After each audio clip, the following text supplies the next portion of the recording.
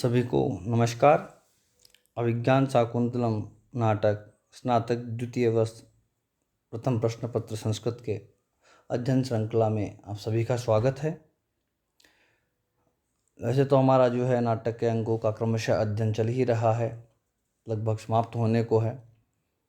परंतु आज हम बात करते हैं समीक्षकों द्वारा कही गई उस उक्ति के बारे में जो कि अभिज्ञान शाकुंतलम के संबंध में बहुत अधिक प्रचलित है, बहुत अधिक जो है सभी लोगों के बीच में चर्चा का विषय रहती है।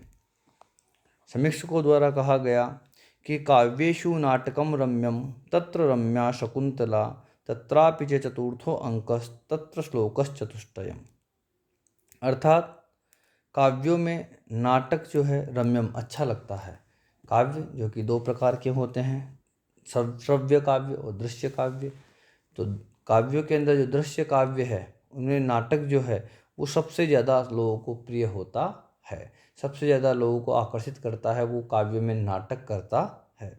तत्र रम्या शकुंतला, और उन नाटकों में भी सर्वप्रिय जो नाटक है, सर्वजनप्रिय जो नाटक है, सबसे ज़्यादा जो लोगों को अच्छा लगता है वो अभिज्ञान शाकुंतलम है।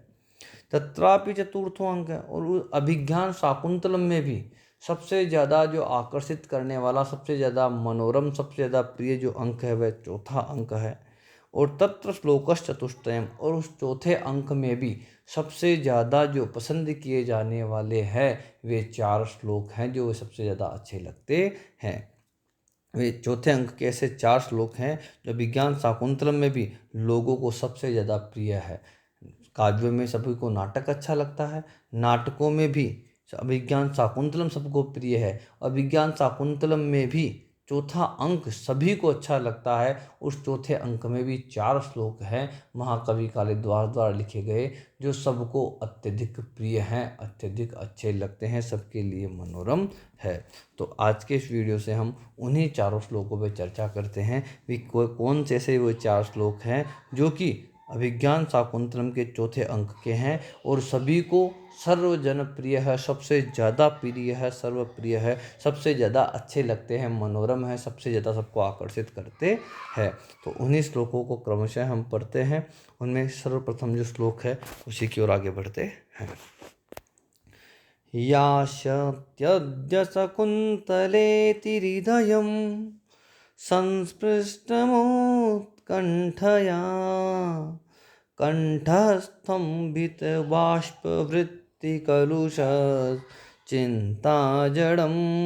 दर्शनम् वैक्लव्यं मम तावदीदृशमिदं स्नेहादरण्यौकसा पीड्यन्ते गृहिणः कथन्नु तनया विश्लेषदुःखैर्नवैः। ये वह प्रथम श्लोक है जिसमें कि पुत्री के विदाई के दिन या जिस दिन पुत्री की विदा होने वाली है, शकुंतला की विदाई होने वाली है, उस दिन कर्णों की क्या दशा है, क्या मनोदशा है, वे अपने शब्दों में बता रहे हैं। साथ ही ये भी बता रहे हैं कि पुत्री के वियोग के समय एक गृहस्थी की क्या मनोदशा होती है, उसके पिता की क्या स्थिति होती है, उसी को जो है इस श्लोक के द्वारा बताया गया है। अन्वय की ओर देखें।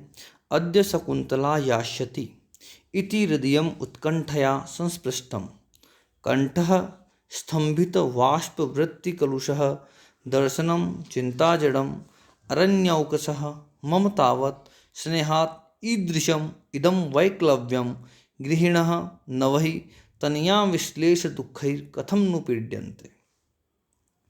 शब्दशः देखें तो कर्ण कह रहे हैं अद्य शकुंतला यास्यति, अद्य आज शकुंतला यास्यति चली जाएगी, अपने पति के घर चली जाएगी। इति ऐसा सोच करके ही, ऐसा कारण से, हृदयम मेरा हृदय उत्कंठया विषाद से या दुख से, संस्पृष्टम व्याप्त हो गया है, आक्रांत हो गया है। कर्ण कह रहे हैं कि आज शकुंतला चली जाएगी, ऐसा सोच करके या इस कारण से मेरा हृदय दुख से भर गया है। कंठ है मेरा कंठ, स्तंभित वाष्पवृत्ति कलुषः, वाष्पवृत्ति आंसुओं को बहने से, कलुष रोकने के कारण, आंसुओं को बहने से रोकने के कारण स्तंभित गदगद हो गया क्रोध से, मेरा जो है गला रुंध गया है। वाष्पवृत्ति कलुष स्तंभित, मेरे जो आंसुओं को बहने से रोकने के कारण मेरा गला गदगद हो गया है, रुंध गया है। दर्शनम चिंता जड़म, मेरी जो दृष्टि है चिंता जड़म, वो शकुंतलागत चिंता से निश्चेष्ट हो गई है, अर्थात कुछ दिखाई ही नहीं दे रहा, ऐसा हो रहा। सभी जगह यही चिंता हो रही है, सभी जगह जहाँ दृष्टि यही हो रही कि उसके पति के घर में क्या व्यवस्था होगी, किस प्रकार वो रहेगी। इस प्रकार की पुत्री के संबंध में चिंता से जो है दृष्टि भी निश्चेष्ट हो गई है। अरण्यौकसः, जंगल में रहने वाले वनवासी, मम मुझको तावत इस प्रकार का स्नेहात प्रेम के कारण ईदृशम इदम वैकलव्यम, यह जो इतनी ऐसी विकलता अर्थात इस प्रकार का जो दुख हो रहा है, तो ग्रहिण, नवीन जो गृहस्थी होते हैं, जो गृहस्थी लोग होते हैं, नवई जो है नए, तनिया विश्लेष दुखई, प्रथम वार के नए मतलब प्रथम वार के, तनिया विश्लेष दुखई पुत्री के वियोग के दुखों से, कथन नु किस प्रकार से, पीड्यंते दुखी नहीं होते होंगे, अर्थात कितने दुखी नहीं होते होंगे, अर्थात बहुत दुखी होते होंगे। बताया गया है कि अद्य शकुंतला यास्यति, आज शकुंतला चली जाएगी, इति हृदयम उत्कंठया संस्फितम, ऐसा सोच करके ही जो है हृदय दुख से भर गया है। कंठ स्तंभित वाष्पवृत्ति कलुष है, जो कंठ है वह आंसुओं को बहने से रोकने के कारण गला रुंध गया है। दर्शनम चिंता जड़म, जो दर्शन है दृष्टि है वो शकुंतलागत चिंता के कारण जड़ हो गई है, निश्चेष्ट हो गई है। अरण्यौकसः मम, जंगल में रहने वाले मुझकी, तावत स्नेहात ईदृशम इदम वैक्लव्यम, जो इस प्रकार का ये दुख हो रहा है, इस प्रकार की जो विकलता हो रही है। तो ग्रहिण, जो गृहस्थी लोग हैं वो नवई, जो नूतन जो है, तनिया विश्लेष दुखई, पुत्री के वियोग के दुखों से, कथम नुपीड्यन्ते, कितने अधिक ही पीड़ित नहीं होते होंगे, दुखी नहीं होते होंगे।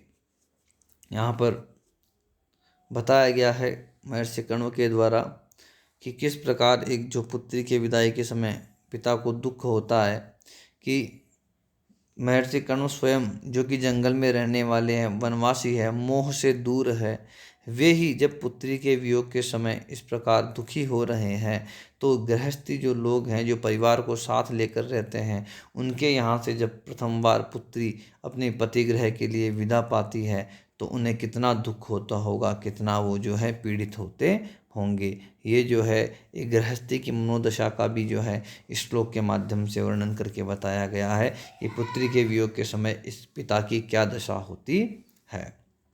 भावार्थ की ओर देखें तो आज शकुंतला अपने पति के घर जाएगी, मेरा हृदय दुख से भर गया है। कंठ अश्रु प्रवाह को भीतर रोकने के कारण गदगद हो गया है, दृष्टि निश्चेष्ट हो गई है, और वन में रहने पर भी मुझको शकुंतला के प्रति स्नेह के कारण यदि ऐसी इतनी ये विकलता है, तो गृहस्थ लोग जो है प्रथम वार के पुत्री के वियोग के दुखों से कितने दुखी नहीं होते होंगे, अर्थात वे तो अत्यंत दुखी होते होंगे, बहुत ज़्यादा दुखी होते होंगे। ये कहा गया। प्रस्तुत श्लोक में शार्दूल विक्रीडितम छंद है, जिसकी चर्चा हम पहले कर चुके हैं। आगे बढ़ते हैं। दूसरा श्लोक जो कि प्रमुख चार श्लोकों में से एक है। पातुं न प्रथमं व्यवस्यति जलम युष्मास्वपि ते सूया नादत्ते प्रियमण्डनापि भवतां स्नेहेन या पल्लवम् आद्येवः कुसुम प्रसूति समये यस्या भवत्युत्सवः सेयं याति शकुन्तला पतिगृहं सर्वैरनुज्ञायताम्।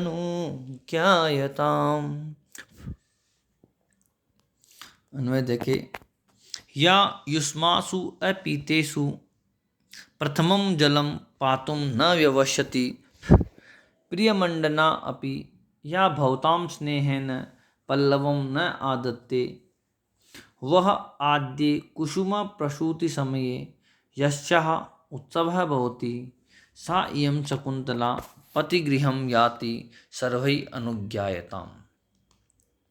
या जो शकुंतला युष्मासु अपीतेषु आप लोगों के अपीत रहने पर अर्थात आप लोगों को जल पिलाए बिना प्रथमम उससे पहले जल पातुम जल पीने के लिए न व्यवस्यति प्रयत्न भी नहीं करती थी।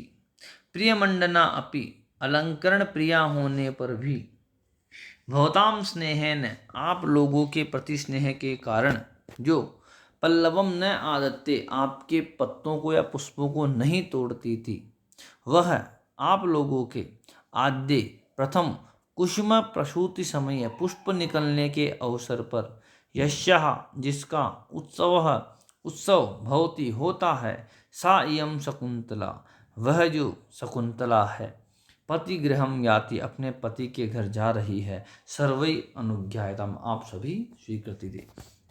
संदर्भ यह है कि जब शकुंतला अपने पति के घर जा रही है तो महर्षि कर्ण आश्रम के सभी वृक्षों को कह रहे हैं कि ये जो शकुंतला जो कि आप लोगों को जल पिलाने से पहले खुद जल पीने का प्रयत्न भी नहीं करती थी, वो आभूषण प्रिया होने पर भी अर्थात जिसको आभूषण लगाना पुष्प लगाना सजना अच्छा लगता है, ऐसी होने पर भी भवताम स्नेहन आप लोगों के स्नेह के कारण आप लोगों से स्नेह होने से पल्लवम न आदत्ते आप लोगों के पुष्पों को या पत्तों को नहीं तोड़ती थी। अर्थात शकुंतला जिसको पुष्प लगाना पुष्पों से सजना अच्छा लगता था, लेकिन वह आश्रम के वृक्षों से इतना प्रेम करती थी कि आभूषण प्रिय होने पर भी वह उनके पुष्पों को नहीं तोड़ती थी।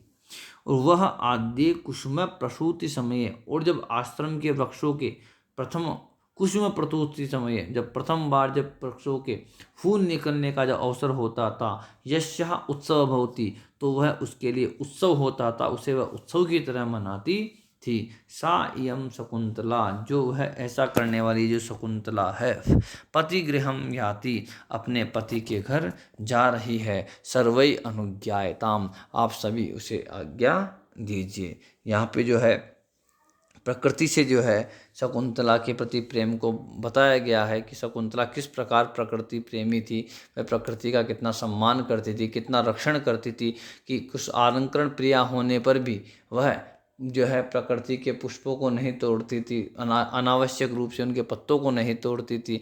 तो वर्तमान समय में भी जब हम ग्लोबल वार्मिंग जैसी समस्याओं का सामना कर रहे हैं तो पेड़ों की कितनी आवश्यकता है।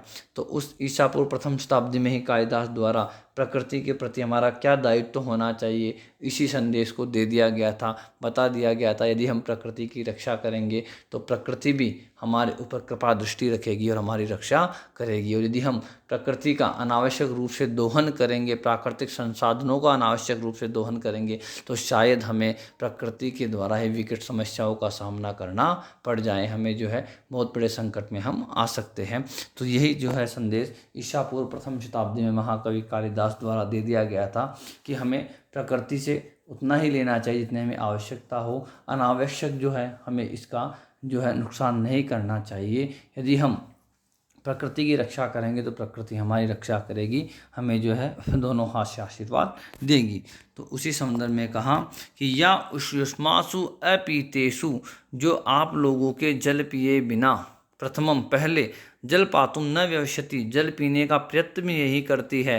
प्रियमंडना अपि आभूषण प्रिय होने पर भी भवताम स्नेहन पल्लवम न आदत्ते आप लोगों से स्नेह के कारण वे आप लोगों का पत्ते नहीं पुष्प नहीं तोड़ती थी। वह आद्य कुसुम प्रसूति समय आप लोगों के प्रथम बार कुसुम प्रसूति समय पुष्प लगने के अवसर पर यस्याः उत्सव भवति जिस शकुंतला का उत्सव होता है, सा इयं शकुंतला प्रतिगृहम याति वह यह शकुंतला अपने पति के घर जा रही है, सर्वै अनुज्ञायताम आप सभी लोग उसे आज्ञा प्रदान करें, जाने की आज्ञा दे। भावार्थ देखें, जो शकुंतला आप लोगों को जल पिलाए बिना पहले जल पीने के लिए प्रयत्न नहीं करती थी, अलंकरण प्रिया होने पर भी आपके प्रति स्नेह के कारण जो आपके पुष्प एवं पत्तों को नहीं तोड़ती थी, आपके प्रथम पुष्प निकलने के अवसर पर जिसका उत्सव होता है, वही यह शकुंतला पति घर जा रही है, आप सभी स्वीकृति दीजिए, आप सभी उसकी आज्ञा दीजिए। तो इस छंद में भी प्रस्तुत श्लोक में भी शार्दूलविक्रीडितम छंद है और ये प्रथम जो श्लोक है जिनकी गणना उन प्रमुख 4 श्लोकों में की गई है। तो इन 2 श्लोकों को हमने देखा। आगे की वीडियो में हम आगे के जो बचे हुए हैं वे 2 श्लोकों की ओर दृष्टिपात करेंगे, उनको भी समझेंगे। आज के इस वीडियो को यहीं समाप्त करते हैं। धन्यवाद।